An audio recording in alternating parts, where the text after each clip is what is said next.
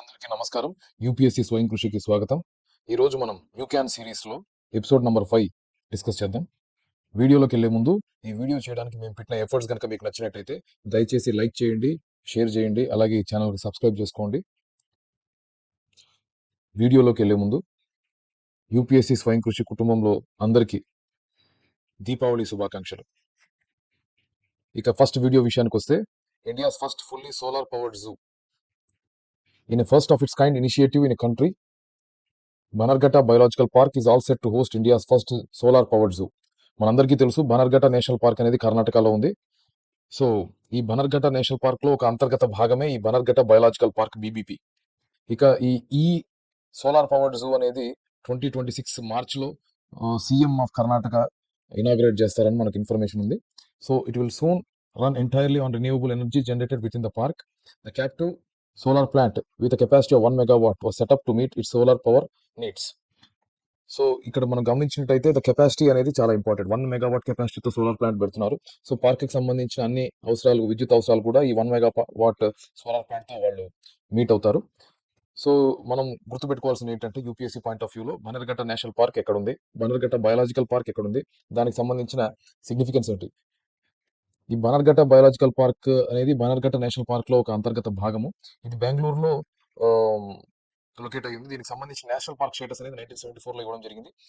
ఇకపోతే 2002లో ఈ పార్క్ కి ఒక బయోలాజికల్ రిజర్వ్ అనేది డిక్లేర్ చేయడం జరిగింది. దాన్నే మనం బనర్ఘట్ట బయోలాజికల్ పార్క్ అంటారు. It's the first biological park in India to have fenced forested elephant sanctuary.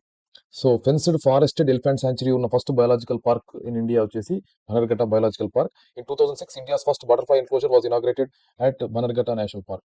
So ఇది కూడా మనకి ఇంపార్టెంట్. ఫస్ట్ బటర్ఫ్లై ఎన్క్లోజర్ అనేది ఎక్కడ వచ్చిందంటే ఇండియాలో బనర్ఘట్ట నేషనల్ పార్క్ లో వచ్చిందని. అలాగే ఈ బనర్ఘట్ట నేషనల్ పార్క్ లో ఇంపార్టెంట్ రివర్ ఏదైతే ఉందో సువర్ణముఖి అనే రివర్ అనేది కోర్స్ అవుతూ ఉంటుంది త్రూ దిస్ పార్క్. ఇది మనకు చాలా ఇంపార్టెంట్. సో ఈ సువర్ణముఖి నదికి సంబంధించి ఏదైతే వాటర్ ఉందో దాని మీద ఆధారపడి ఇక్కడ చాలా జంతువులన్నీ కూడా నివసించడం జరుగుతుంది. ఇక్కడ మనకు వెజిటేషన్ చూసినట్టయితే dry deciduous scrub forest, southern tropical dry deciduous forest, southern tropical moist mixed forest అనేది 3 రకాల ఫారెస్ట్ లో వెజిటేషన్ అనేది మనకు కనబడుతుంది. అలాగే ఈ ఫానా వచ్చేసి Asian tiger, Indian gaur, tiger, sambar, deer, spotted deer, leopard, wild dog, wild pig, sloth bear, common mongoose, pangolin, slender loris, black naped hare ఇట్లాంటివన్నీ కూడా మనకు ఈ బనర్ఘట్ట నేషనల్ పార్క్ లో దొరుకుతాయి. ఇక నెక్స్ట్ విషయానికి వస్తే క్వాంగ్సాంగ్ 20. So north Korean dictator Kim Jong Un ఎప్పటికప్పుడు అతని న్యూక్లియర్ ఆర్సెనల్ అలాగే మిసైల్ ఆర్సెనల్లో కొత్త కొత్త మిసైల్స్ ని, కొత్త కొత్త వెపనరీని యాడ్ చేస్తుండడం అందరికీ తెలిసిందే. కొత్తగా అతను క్వాంగ్సాంగ్ 20 అనే powerful inter continental ballistic missile ని అతను లాంచ్ చేయడం జరిగింది. సో ఇది మిలిటరీ పెరేడ్ ఏదైతే ఉందో ప్యాంగ్యాంగ్ లో జరుగుతున్న మిలిటరీ పెరేడ్ లో అతను ఇనాగ్రేట్ చేయడం జరిగింది. The event also marked 8 years of workers party of Korea and was attended by top officials from Russia, China, Vietnam and Laos. So ఇక్కడ మనం గుర్తుపెట్టుకోవాల్సిన ఇంపార్టెంట్ పాయింట్ ఏంటంటే, క్వాసాంగ్ 20 అనేది నార్త్ కొరియా ఒక ఇంటర్ కాంటినెంటల్ బ్యాలిస్టిక్ మిసైల్. అసలు ICBM అంటే ఏంటి? ఈ ICBM inter continental ballistic missile అనేది ఖండాంతర క్షిపణి అంటారు తెలుగులో. ఈ ఖండాంతర క్షిపణులు అనేవి ఒక దేశం నుంచి ఇంకొక దేశాన్ని, ఒక ఖండం నుంచి ఇంకో ఖండాన్ని టార్గెట్ చేయడానికి, నాశనం చేయడానికి తయారు చేయబడిన క్షిపణులు. వీటిపైన గనక న్యూక్లియర్ వెపన్స్ ని గనక మనము, న్యూక్లియర్ వార్ హెడ్స్ ని గనక మనము ఫిక్స్ చేసినట్టయితే ఇవి క్రియేట్ చేసే విధ్వంసం అనన్య సామాన్యంగా ఉంటుంది. కాబట్టి ఈ ఐసీబీఎంస్ డెవలప్మెంట్ అనేది, ఐసీబీఎం టెక్నాలజీ డెవలప్మెంట్ అనేది అతి కొద్ది దేశాల చేతిలోనే ఉంది. అందులో ఇప్పుడు నార్త్ కొరియా కూడా ఉండడం మనకు ఒకంత ఆందోళన కలిగించే విషయం. ఎందుకంటే ఈ ఇంటర్ కాంటినెంటల్ బ్యాలిస్టిక్ మిసైల్ తో మొత్తం ఎంటైర్ యుఎస్ ని కూడా వాళ్ళు టార్గెట్ చేసి, ఎంటైర్ మెయిన్ ల్యాండ్ యుఎస్ ని కూడా వాళ్ళు టార్గెట్ చేయొచ్చు అనేది కిమ్ జాంగ్ ఉన్ అని చెప్తున్నారు. ఇది నెక్స్ట్ ఎలాంటి పరిణామాలకు దారితీస్తానది మనం గమనించాలి. IUCN world heritage outlook 4. So మనం గమనించినట్టయితే ఈ అక్టోబర్ 2025లో అబుదాబి ఐయుసిఎన్ కాంగ్రెస్ లో ఇది రిలీజ్ చేయడం జరిగింది. ఈ ఐయుసిఎన్ వరల్డ్ హెరిటేజ్ అవుట్లుక్. ఈ వరల్డ్ హెరిటేజ్ అవుట్లుక్ యొక్క ముఖ్య ఉద్దేశం ఏంటంటే, న్యాచురల్ వరల్డ్ హెరిటేజ్ సైట్స్ ఏవైతే ఉన్నాయో అవి ఎట్లా అఫెక్ట్ అవుతున్నాయి అనేది వాళ్ళు స్టడీ చేసి రిపోర్ట్ ఇవ్వడం జరిగింది. దీంట్లో మనం గమనించినట్టయితే 43% of the natural sites across the world face major climate related risks. So పర్యావరణం, ఎన్వైరన్మెంటల్ పొల్యూషన్, క్లైమేట్ చేంజ్ వల్ల ఈ 43% ఆఫ్ ద సైట్స్ అనేది అఫెక్ట్ అవుతున్నాయి. On the other hand invasive alien species impacting 30% of the sites అని చెప్పారు. So ఇది మనం గుర్తుపెట్టుకోవాల్సింది. అలాగే ఇక్కడ మనం గమనించినట్లయితే it offers the most detailed review of natural world heritage site so far with overall conservation status on decline.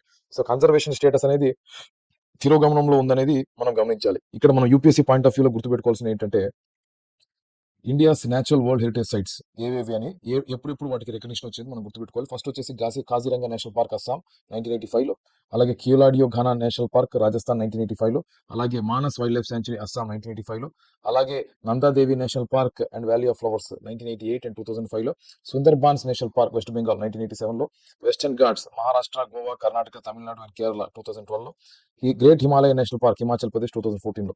ఇది natural world heritage sites in India. ఇది మనం గుర్తుపెట్టుకోవాల్సింది. నెక్స్ట్ వచ్చేసి అరుణోదయ్ 3.0 స్కీమ్. ఇది అస్సాం, బెంగాల్, పర్టికులర్ అస్సాం రీజన్ లో ఉంది కాబట్టి దీని ప్రొనౌన్సియేషన్ కొంచెం డిఫరెంట్ గా ఉంటుంది. యాక్చువల్గా ఇది అరుణోదయ్, కానీ వాళ్ళు ఇలా ప్రొనౌన్స్ చేస్తారు, ఇలా స్పెల్లింగ్ ఇలా రాస్తారు. So the scheme has been launched to provide financial assistance to poor families in the state of Assam. The scheme provides financial assistance to targeted beneficiaries for medicines, pulses, sugar, and other essential items. So ఇది మనం గుర్తుపెట్టుకోవాల్సింది. ఈ Arunodaya beneficiary scheme ఏ state launch చేసిందంటే అస్సాం మనం గుర్తుపెట్టుకోండి. ఎందుకంటే ఈ pronunciation Bengal, west Bengal కూడా ఉంటుంది కాబట్టి కన్ఫ్యూజ్ అవ్వకండి. నెక్స్ట్ వచ్చేసి first state to amend wild life protection act 1972. Kerala demands to amend the Wildlife Act.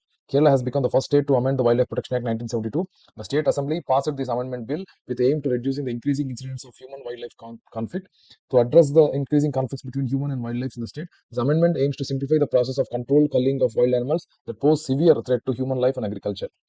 Note, Kerala has become the first state to amend the Central Wildlife Law. So ఇక్కడ మనం gist ఏంటి అంటే wild life protection act లో వాళ్ళు కొన్ని changes తీసుకురావాలనుకుంటున్నారు. ఎందుకంటే ఈ human animal కాన్ఫ్లిక్ట్లు ఏవైతే ఉన్నాయో దానివల్ల హ్యూమన్స్ కానీ అనిమల్స్ కానీ ఇద్దరు కూడా సఫర్ అవుతున్నారు. అలా కాకుండా వాటిని అనిమల్స్ ని ఫారెస్ట్ కి ఎఫెక్టివ్ గా పరిమితం చేయడం ఎలా, హ్యూమన్ వైల్డ్ లైఫ్ ఇంటరాక్షన్స్ ని లిమిట్ చేయడం ఎలా, దానిపైన వాళ్ళు ఒక అమెండ్మెంట్ ఏదైతే రిక్వెస్ట్ చేస్తున్నారో అది సెంట్రల్ గవర్నమెంట్ ఎలా రియాక్ట్ అవుతుందో చూడాలి. ఇది ఈ ఎపిసోడ్లోని కరెంట్ అఫైర్స్. మళ్ళీ మరొక ఎపిసోడ్లో మళ్ళీ మేము ముందుకు వస్తాం. థ్యాంక్ యూ టీమ్ యూపీఎస్సీ స్వయం కృషి.